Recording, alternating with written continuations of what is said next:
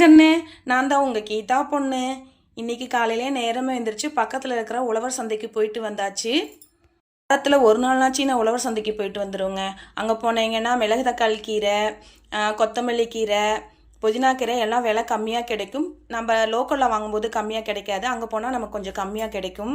அப்புறம் வயிறு டபால் டுபுல்னு கத்த ஆரம்பிச்சிருச்சு. அப்படி என்னடா கத்துதுன்னு பார்த்தா காஃபி குடிக்க மறந்துட்டோம். எப்பவுமே எந்திரிச்சோடனே ஒரு காஃபியை குடித்தாதாங்க நம்ம இன்ஜின் எல்லாம் வேலை செய்யும். காப்பி குடிச்சிக்கிட்டே நான் எப்பவுமே எனக்கு பேப்பர் படிக்கிற வழக்கம் இருக்குங்க. நாட்டு நடப்பில் நாமளும் கொஞ்சம் தெரிஞ்சுக்கணும்னு எப்பவுமே நான் காலையில் பேப்பர் படிப்பேன்.